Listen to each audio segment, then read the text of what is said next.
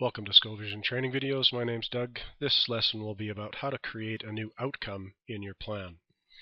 You can see from the initial screen that I'm on my home page, and I've just picked our test school as the environment to work in today. The first thing, almost as always when you're entering information, would be down on the left-hand side with the plan overview. So we're going to click on the plan overview button.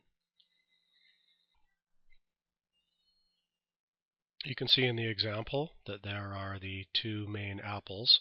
The mega end is where you're going to be entering all the information underneath. There is a sort of a sub-layer called student success, and that's truly where we're going to be adding things. So you remember that, student success. When it comes to outcomes, we're going to right-click on the outcome, the word outcome, and we're going to have a choice here of a couple things, expand or new. Because this lesson's about creating a new outcome, I'm going to left click on new outcome, and that's going to bring up a separate window that's going to ask me for the information about the outcome.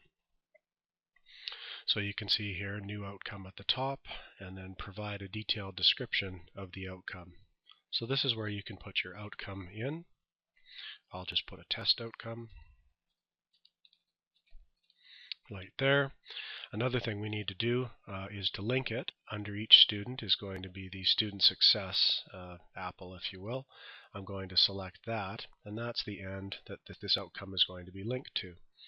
I'm also going to have to fill in some information underneath, including the organization. In this case, I'm looking at this test school here. In your case, you'll select the school that you're adding information for. Person responsible. A lot of cases this will be you as a principal or someone that you've delegated to the responsibility. There is a nice search tool here, so I can search for my own name by putting in my last name. Click the search magnifying glass, and the screen should come back with a choice of Swifts, and there's mine. I will select myself as the person responsible. Once the screen comes back, you'll notice that's been filled in now.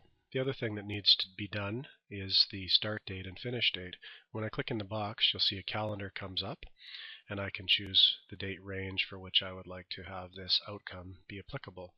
In most cases, the school year is probably reasonable, so I'll choose in this case September 1st, 2011 as my start date.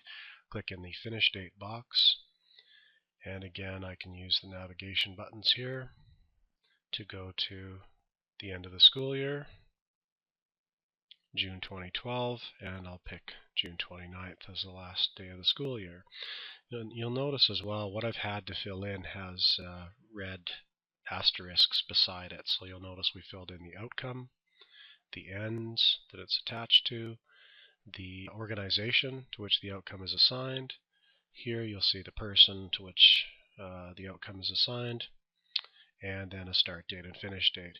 The other pieces can be just left as default, but you do need to fill these in or else you'll receive an error message. At this point, what we can do is we can click on the save or the save and close, or if you're creating another outcome after this, this is the save and new.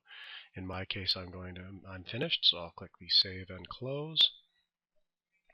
That closes this screen, and it brings you back to your plan overview. And now, under this apple, you'll see the student success, and you will see under the outcome area, we've now created a new outcome called test outcome. There are other lessons in the CBE Skovision YouTube videos that will teach you how to create new strategies and new actions and new measures as well. Please refer to those. If you have any questions or would like to request other videos related to Skovision, please contact us by email, devplans@cbe.ab.ca. Thanks.